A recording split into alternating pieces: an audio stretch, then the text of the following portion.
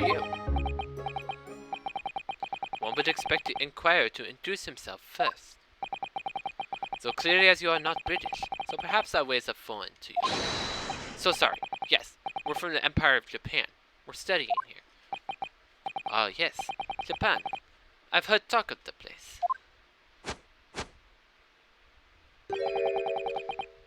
Its inhabitants live on some fiery, brown-colored soup. Soup dressed up with exotic spices. You might be thinking of somewhere else. What was that theatrical gesturing about? Perhaps, anyway.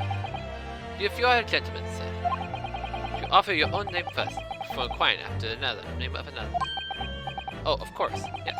I'm Ryunosuke Naruhodo. I'm a lawyer, well, a student of law, really.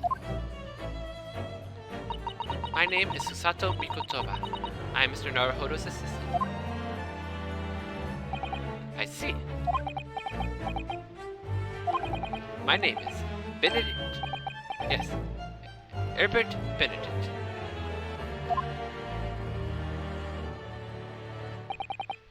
Enchanté.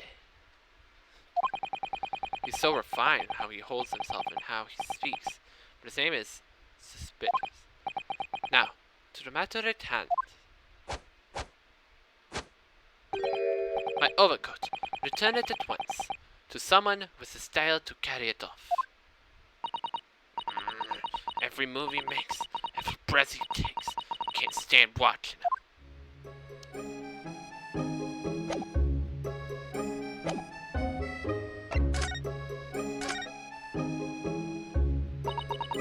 Miss Lestrade, so what the gentleman is saying? What do you think? It's all lies, ain't it? Obviously. Swear on my life, I ain't ever laid eyes on that dandy before. Let's hear it now, you little ragamuffin. You stole it, didn't you? The ticket you brought here is just... No, I swear. I swear to God. It was barely an hour ago. I was walking along the street, minding my own business, when this little guttery ran into me. I knew it at once it had happened. I'd been robbed yet again, I thought to myself. The wretched pickpockets. Yet again? Oh yes, as you can see, I'm a man of impeccable style. This isn't the first time I've been targeted by these back scum scoundrels. Now then, relinquish my overcoat.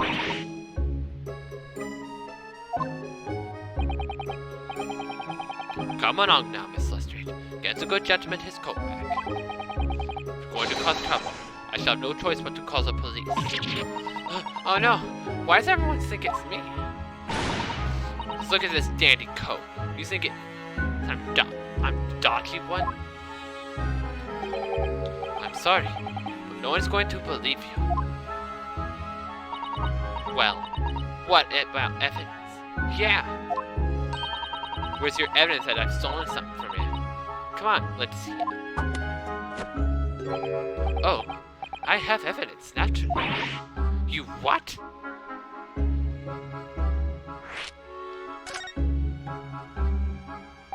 Evidence that the article Miss Lestrade redeemed actually belongs to this gentleman. Of course, we need to consult Mr. Winbeck's ledger to know the truth. Look up the name of the person who deposited the article in the first place. Yes, brilliant.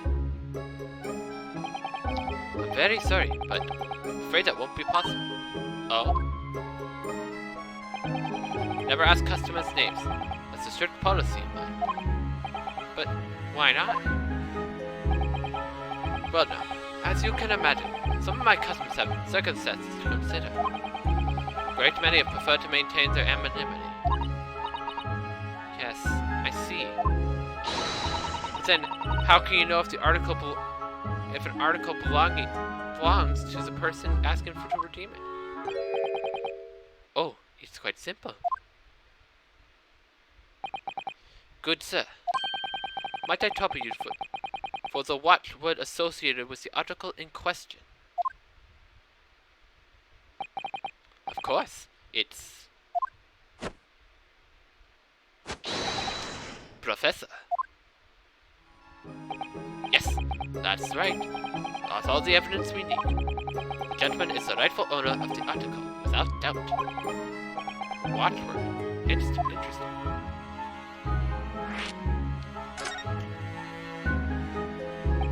So, about these watchwords, Mr. Windybanks.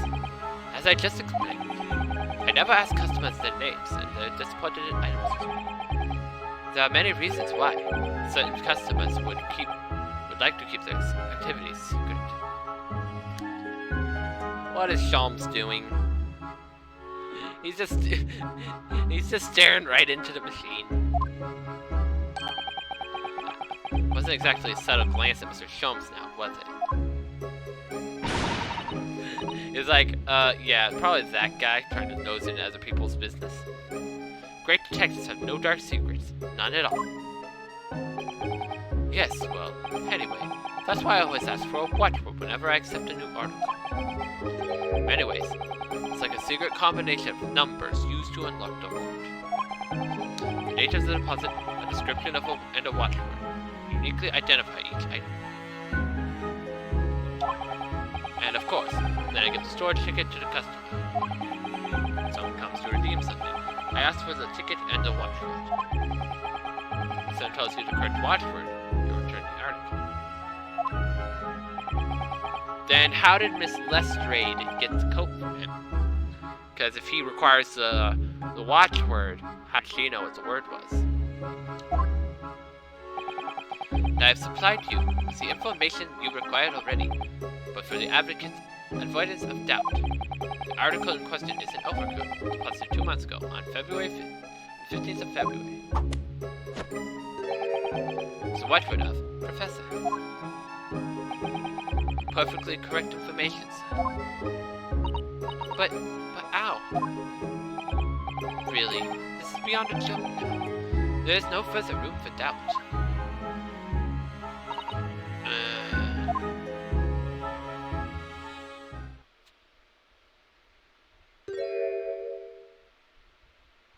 Looks like it fits him. So, let it be in the end to the matter. And thank you for your custom, Mr. Eggert Bennigan.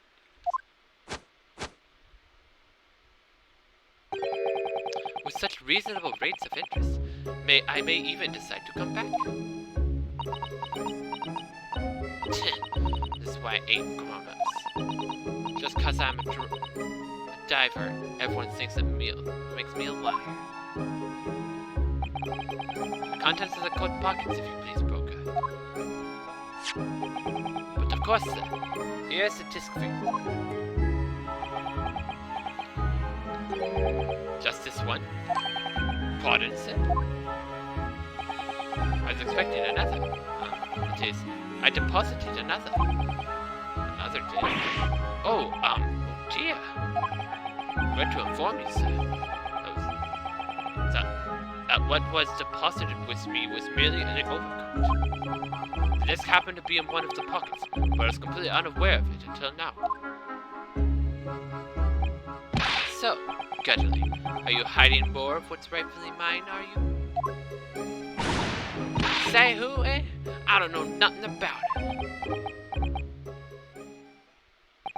Very well. I shall bid you a farewell. Say goodbye to the style. Wait a minute. That disc is mine. Ugh, what? What do you think you're doing, you little tramp? You've drained blood. You've drained blood, you filthy animal. There's blood on the disc. Look at those sharp little bumps. Scratched up on his finger. I found it first, right? It means it belongs to me. Oh, man. You're not having it. Boy, you take it. What? If I hang on to it, have me off. So you keep it. You keep hold of it. Why is she giving it to me? He's standing right there. Why is this so important? Well, disc used to play music and piece of music which remains identified, stored in a disc by means of you there, in the black library. Hand that disc over to me at once. No, don't. He's lying. Grown-ups are all liars. What do I do now? How am I going to resolve this?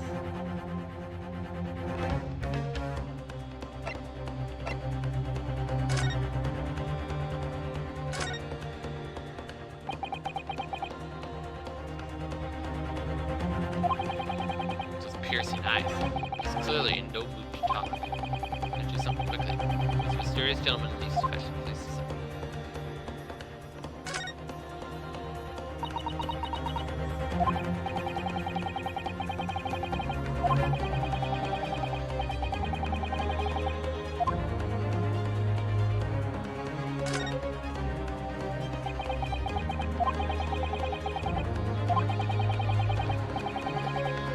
Okay, I guess I gotta talk to Sholmes. Oh, Mr. Sholmes! Mr. Sholmes, what are you examining with such keen interest there? Are you enjoying a bar of caramel, I see?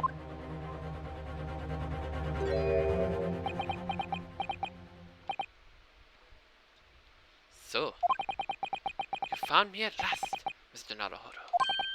Sorry? After that young pickpocket sent me on my way, I was forced to look in the shadows. Cruelly ostracized as the rest of you partook in the jovial atmosphere of worship. I had nothing to occupy my mind but what I was too ashamed to let society see my downfall had done to me. So feigning mock interest, I pretended to examine the tedious trinket in the desolate place.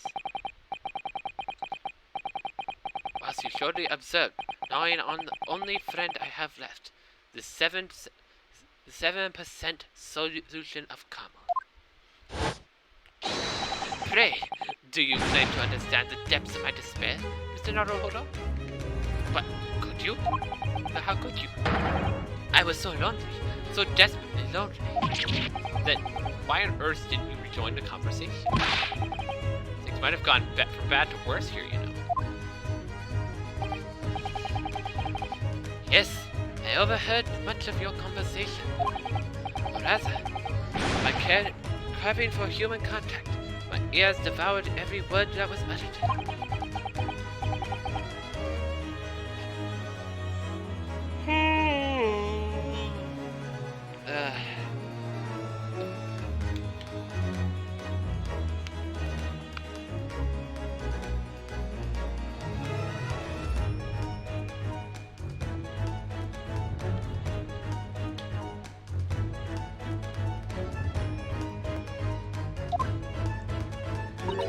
Poor Mr. Sholmes.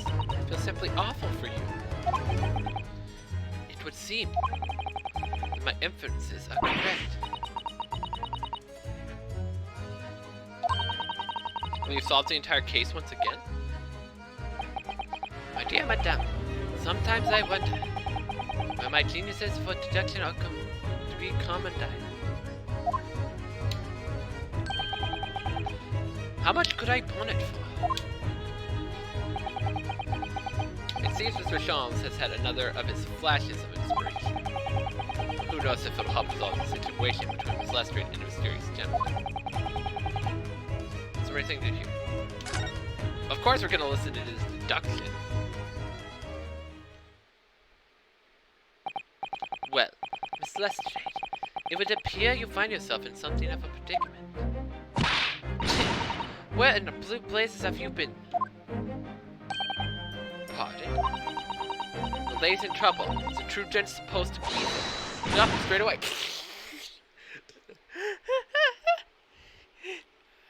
Did you forget you told him to go away? Harsh.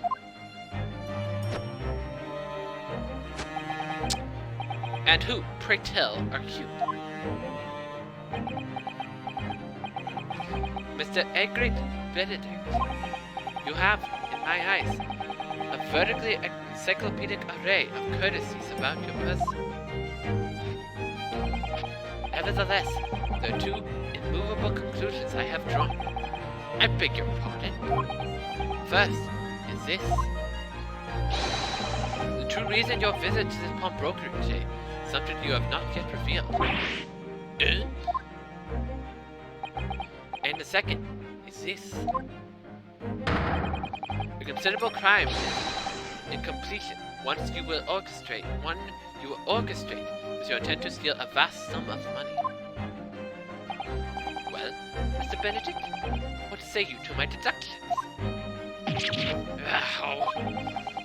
Turn as white as a hard-boiled egg. It seems that once again, Mr. Sholmes has made a flawless deduction. Just who do you think you are, sir? Ah, yes, as I hoped. Is precisely the paint expression I was looking for.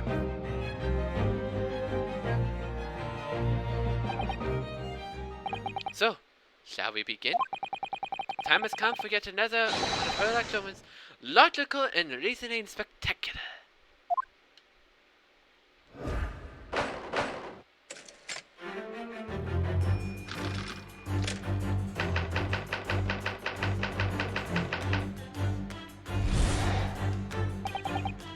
First of all, we must ask ourselves what's the business you ventured to this pawnbrokery today. You claim to have followed this pickpocket here, having the redemption ticket stolen from you on the street. That is most certainly a lie. The real truth is something quite different. As revealed by that which you hold in your hand. Yes, what brought you to the shop in the first place? The staff recruitment flyer.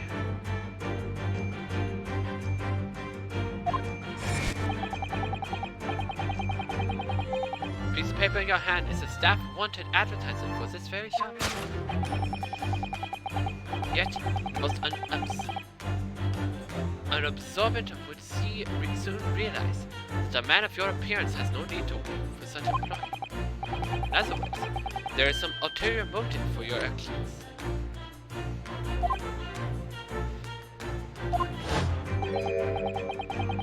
The cane, which you unwittingly clutch in your person, is an incontrovertible conclusion. What utter rot! I've had this cane for years. The creature which speaks is, of course, the missing Fuhrer. Okay, there's just I just saw initials on the tip of the cane. The cane is stolen. End of walking stick. The cane would be remained with a metal URL to protect the wooden tip. And yet, detailed analysis shows the wooden tip of this stick to be utterly bare. See, A-G.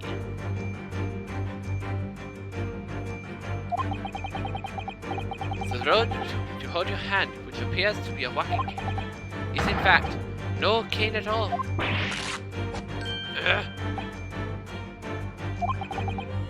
You recoil, sir. Is something wrong? Well, in your recoiling, you inadvertently facilitate the answer to the next conundrum that presents itself. Namely, what is the truth behind the rod you bear? Yes, your reaction betrays the truth. The handle, which you never would like to conceal, is the key to understanding the riddle. The moment I saw it, my suspicions were aroused. What the walking cane demands is such a stout handle on the side. But of course, as I said, this is no walking cane. No, that's a rod.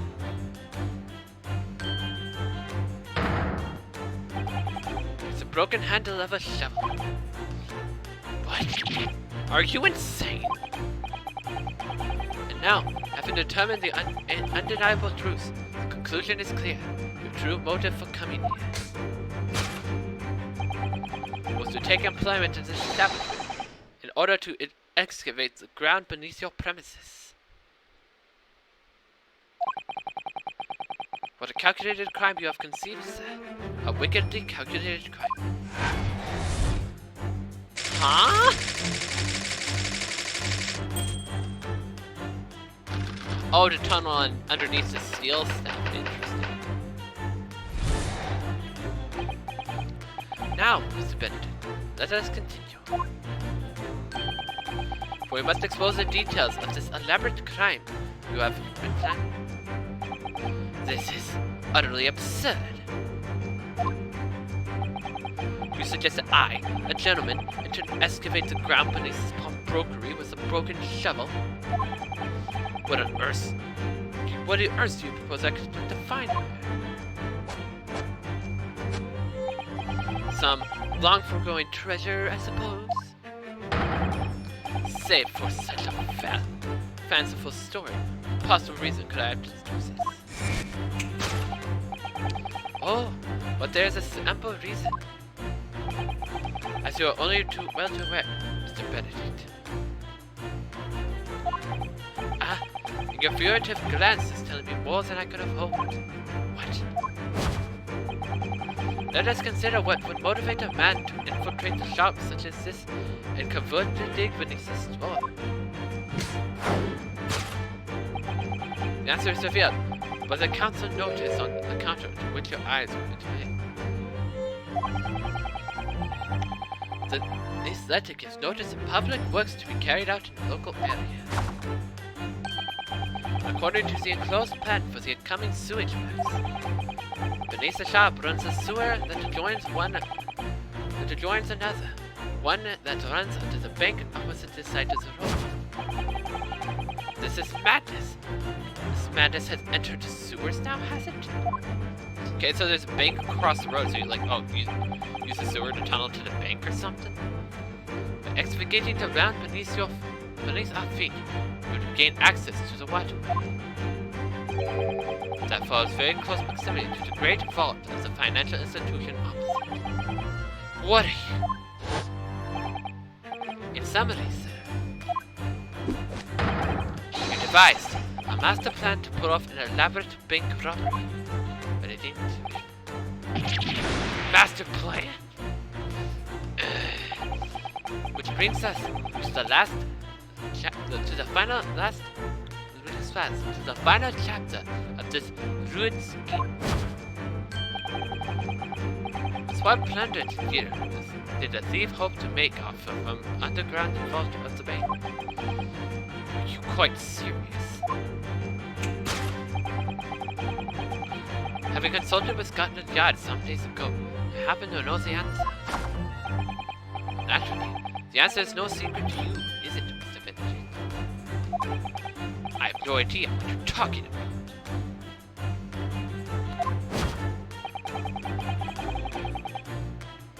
Allow me to present a rather interesting piece of evidence.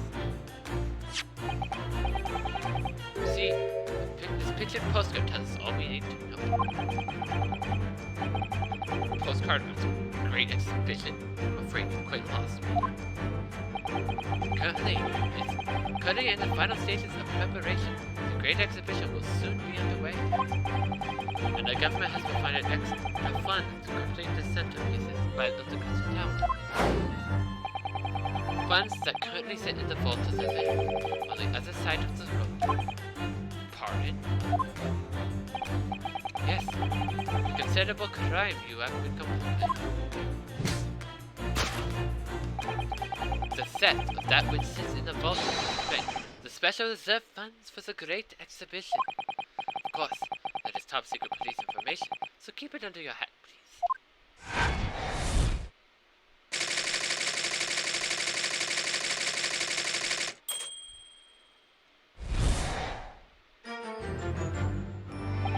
Thus concludes Sherlock Holmes' great deduction of the pawnbroking puzzle.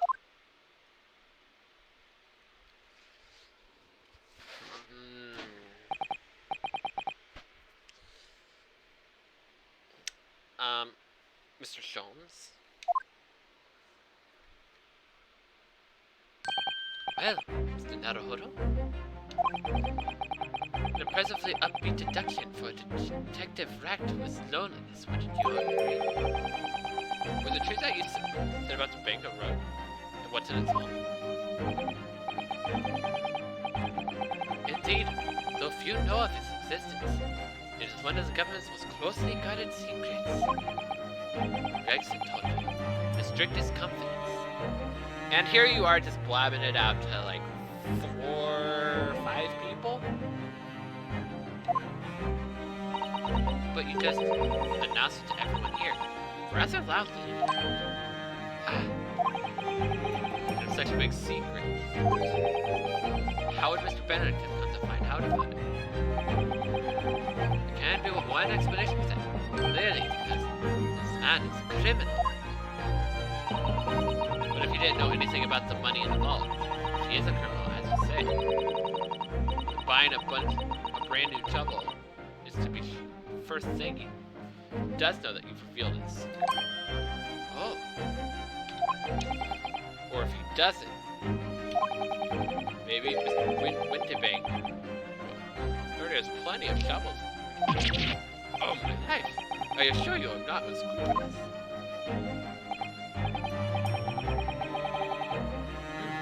Well, hopefully, this has taught you a valuable lesson. Sensitive information must be handled with the utmost care. One can never be sure that someone privy to secrets won't disclose them. Once the word is out, it's out. Perhaps I'll think twice before fighting you next time, Mr. Shells. An excellent idea, Mr. Naruto. An excellent idea! Well then, Mr. Naruto. You know what to do, I'm sure. Yes, let's listen to that great deduction and see if we can manage it. Massage it. Very well then. Let us start once more, from the beginning. Varrock Jones' magnificent, logic and reasoning spectacular.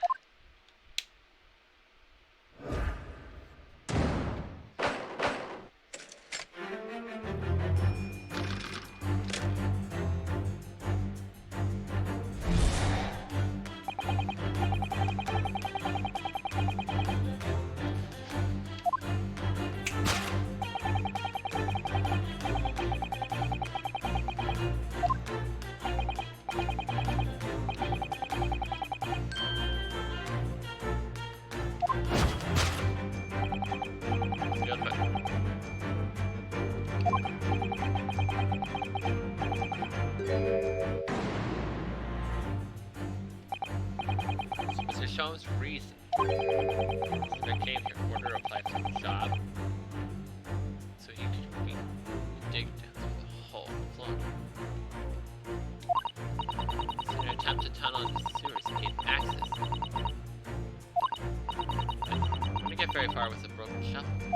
I think it's fair to say he's motivated. Where?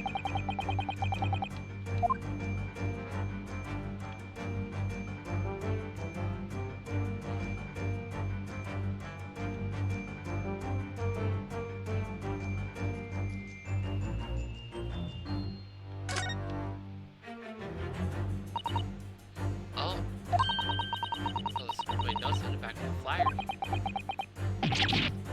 Believe it. What is it? Listen to what it says. Name, Tina Lester. Height, 5'2". Green cap, scruffy waistcoat, grubby white shirt, blue skirt. Detailed description of Miss Lester. Goodness. A sketch of her. So, he showed it to her. She'd fire that smoke grenade launcher in his face for sure. Look here, details of the right down here too. From broker, industry. Down the deadline.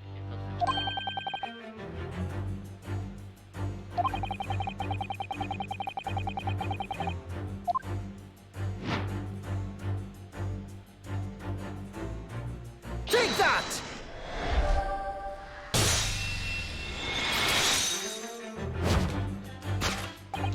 Yes, brought you to the shop in the first place with some info about Miss Lester. Quite so, my dear fellow. It would appear that the writing and sketch on the reserve at first as a flyer pertained to the pickpocket, Miss Lester, and Mr. Windybank's pawnbrokery here.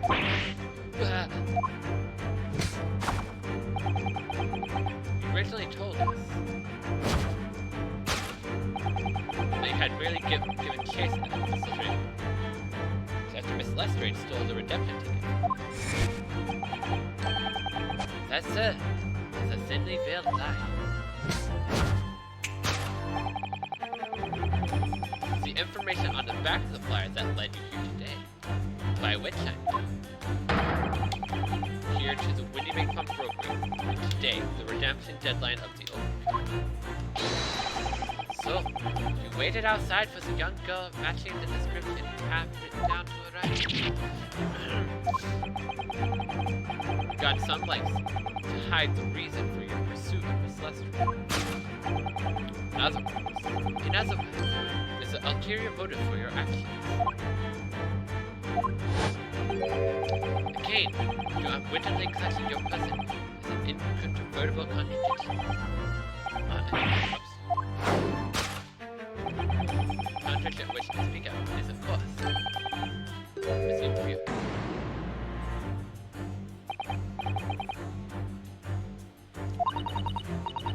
Hellcat coming upon an cane.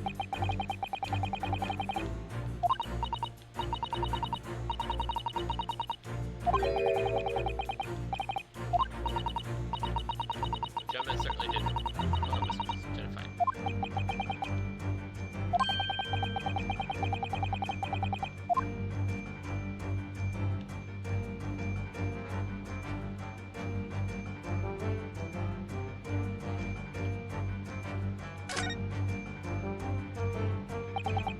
Here, Mrs. Sato. There's letters on the head. Ah, yes. These would be initials. Well, it's customary for people to engrave their belongings with their first letters of their names. So, Burlock Jones would be HS. That's right. Opposite. Oh. HG. Why does it feel as though it's not quite right? Take that!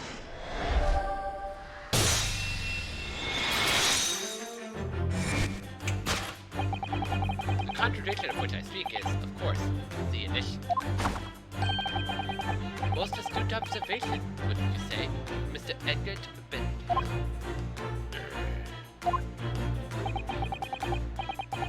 You are led to believe that, sir, our initials are EB. Yet, in the most possessive manner, you have in your grasp. Kane, bear the initials H. An incontrovertible contradiction indeed. Would you not agree? No, you're wrong. This cane isn't. You said before that you'd had that cane for years.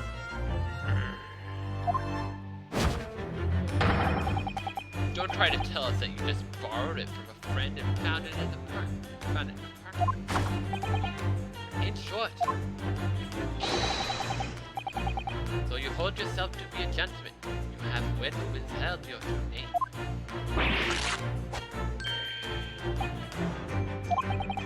You recoil, sir. Something wrong. In your recoil, you inadvertently facilitate the answer to the next conundrum of the sentence. Name, what is the truth behind the rod you pay? Yes, your reaction betrays the truth. The handle, which you evidently would like to conceal, is the key to understanding the riddle you see.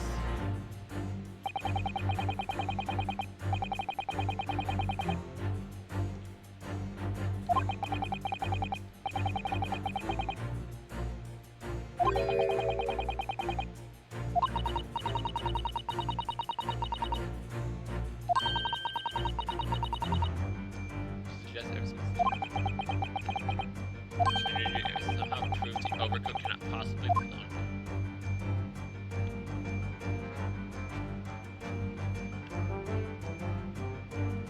Oh, it's a split.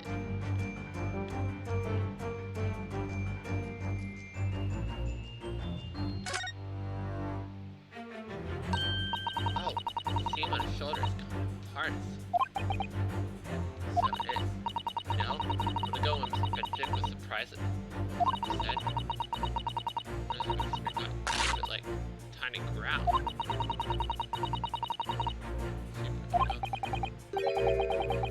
be a very tight fit.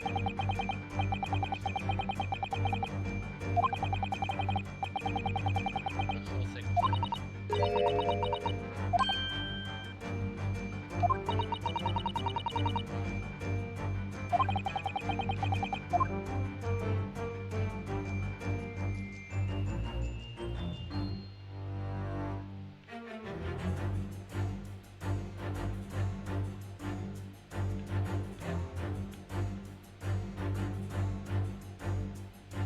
I'm trying to peek around, seeing if there's like any initials in the code. But I guess it's just this. Take that!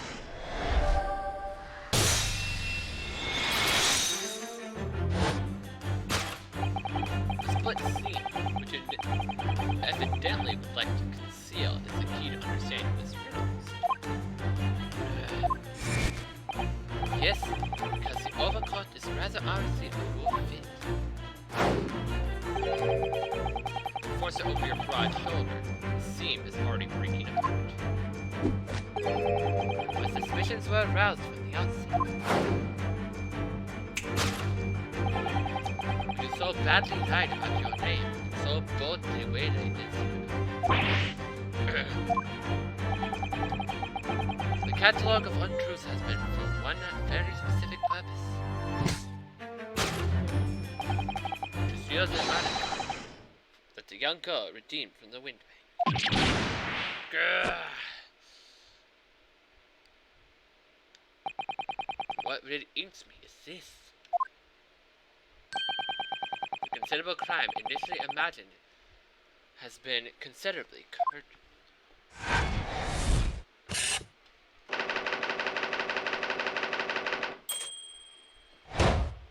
Okay, but why does he want this coat? That's what I want. Like, starting off with his disc. Now, let us continue. For we must expose the details of this elaborate crime what we plan. This is utterly absurd. You suggest that I, a gentleman, signed a wheeze to fledge some watery article upon it. Have you forgotten that I redeemed the article in the proper manner in the watchman? Has it not been one deposited in the first place? Had it not been one deposited, how could I possibly know the relevant details it would say? Oh, if the watchman can be discovered.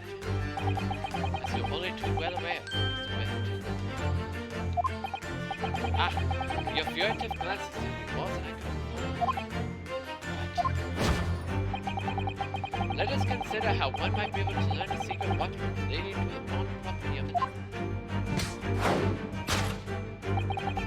Message is via constable is only conduct. No.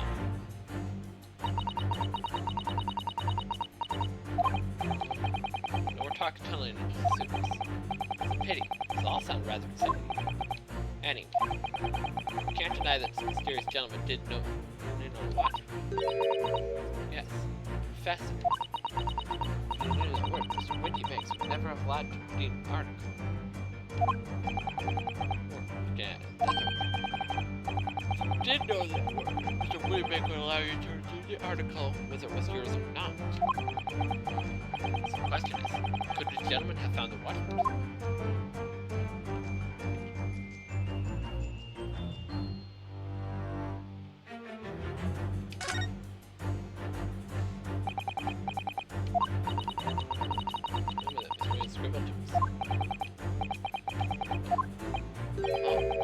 Professor.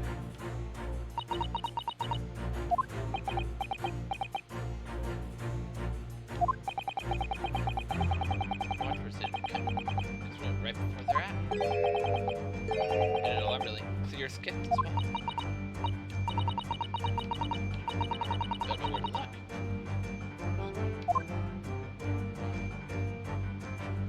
Take that!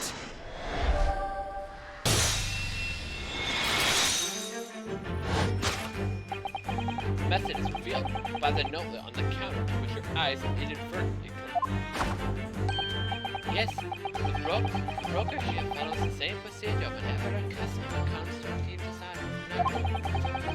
You ask the customer if it's a watchman.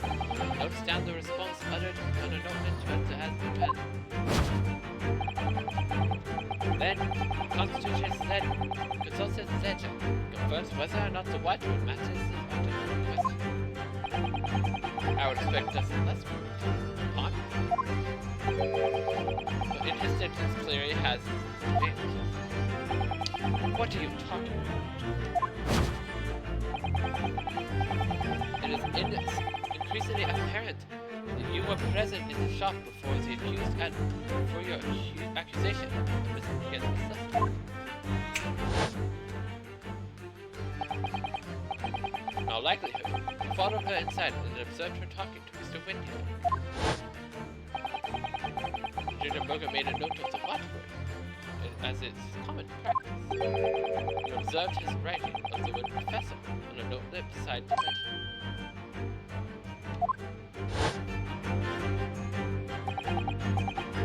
And that's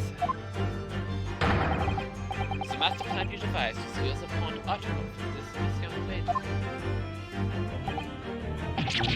Master plan? Which brings us to the last final chapter of this ludicrous dream. Why would you go to such lengths to redeem that particular article from Which is quite serious. Ill-fitting overcoat hardly seems to justify the effort, much less worth its misuse. But naturally, if they had a very good reason to make them yours, didn't you expect it? No idea what you're talking about. Allow me to present a rather interesting piece of evidence.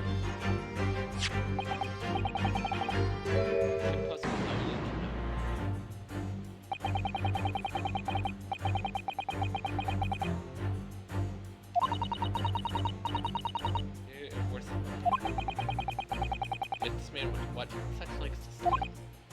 Why? Or perhaps we have the evidence to explain it.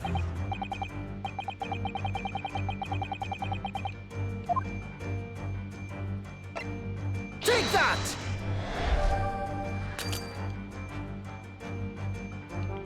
Huh?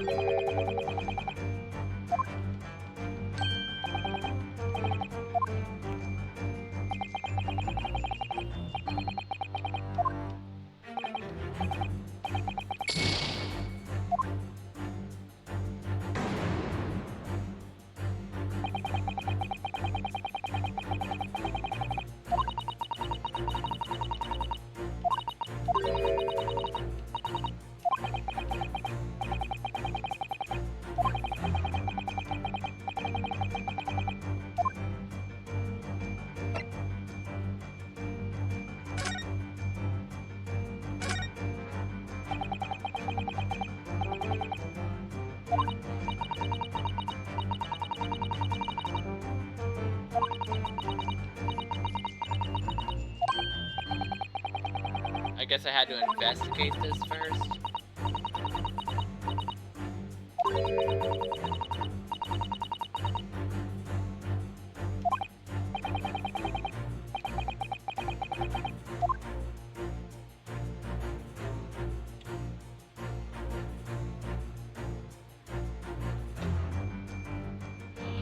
I knew it! McGilder's alive! He has to be! Mr. McGilder's alive! Why?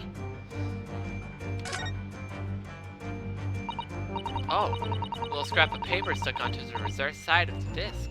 Look. Scribbled word or two. Looks like somebody's name.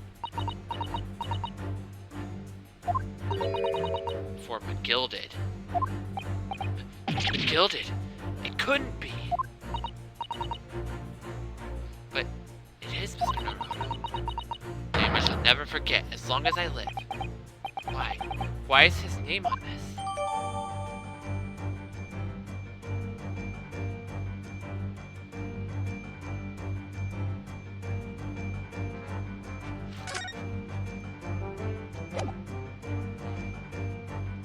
Take that!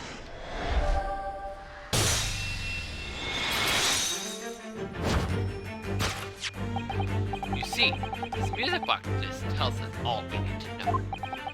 What's that? On the back. It reads, For McGilded.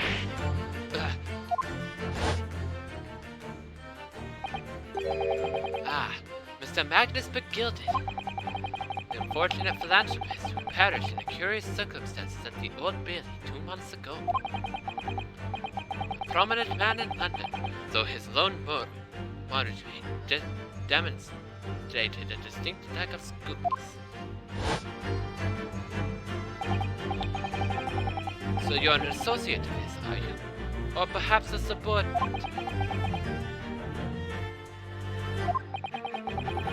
Mr. McGillard was a man of unusually small stature. He was precisely the right size for that overcoat that you squeezed yourself into. Ugh. Your true identity remains shrouded in mystery, Mr. Eggert Benedict. But the final conclusion here is crystal clear.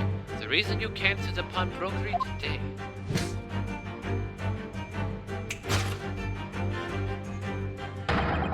was to retrieve the article left behind by the late Magnus McGilded. Ah!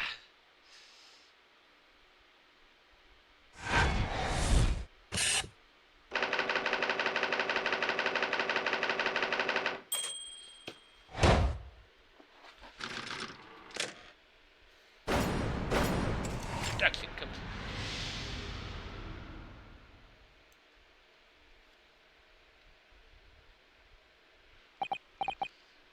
Well, Mr. Magnus McGilded. Not a name I expected to hear in these circumstances.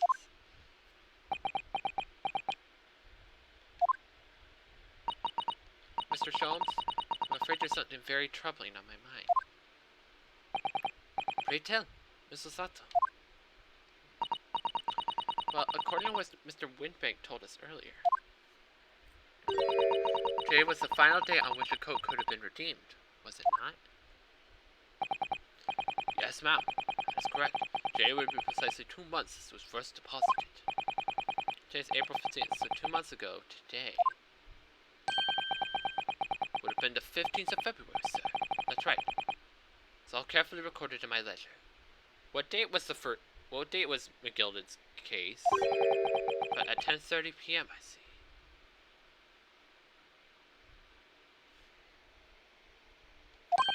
What? But that suggests... Yes, 15th of February. It's precisely a day on which the omnibus murder took place. 10:30 in the evening. It's precisely a time at which terrible events were unfolding. Suggestive is not the word. It would seem the matter is entirely beyond coincidence.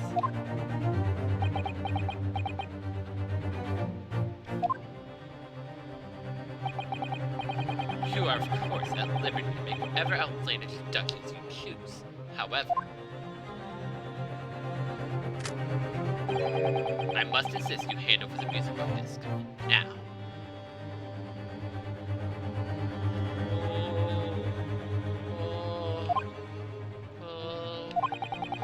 It would be a terrible shame for you to return to your native land with a box. Ugh, what do I do?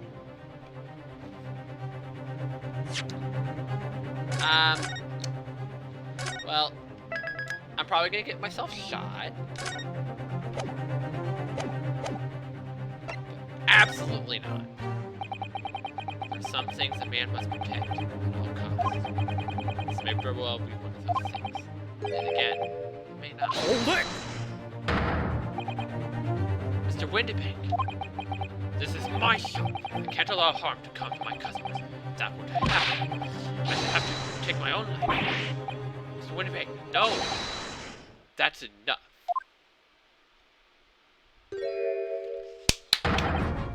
Inspector Gregson! Inspector?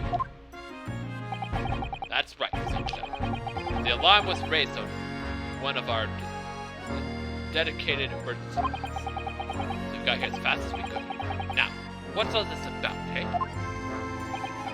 Oh, praise be, you're here at last. I was moments away from forfeiting my own life in order my very own establishment.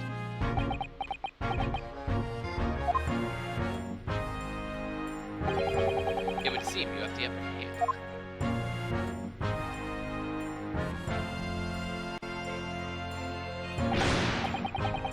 Right, you lot have some explaining to do. Gotta appreciate being bothered by some petty, arrogant petty? Mr. Winniebank, very nearly medicine. Yeah, someone got my own gun as far as I can tell. Oh dear. The whole of Britain could meet its all end, I don't know. And if I don't get to the bottom of this case, it's supposed to be working. What is this case? Spare no detail, Chris. I might have said a little too much. No matter. It's nothing to do with you lot. Anyway, sir, you're gonna have to come with me down to the station. But of course, Inspector. He's getting away! Chase him, lads. Whilst we beat officer. Sir!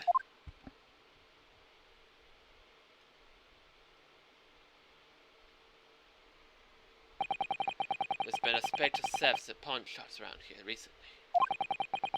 So we fitted emergency buttons underneath the counters for brokers to let us know when thieves there's trouble. Oh, wait. Inspector, I was very worried for a while. Very worried indeed. Now then, Mr. Permanently in mourning. Oh, yes? I'll be taking that, whatever it is, Mr. McGilded's, down to the yard. Thank you very much. What? No.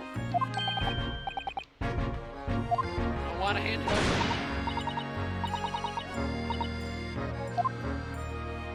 Mine.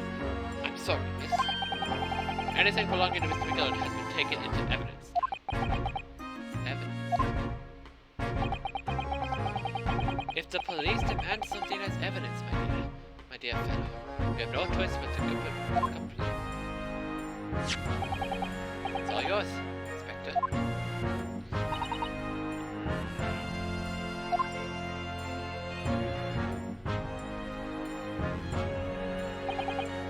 So, handed Mr. McGillen's disc over to you.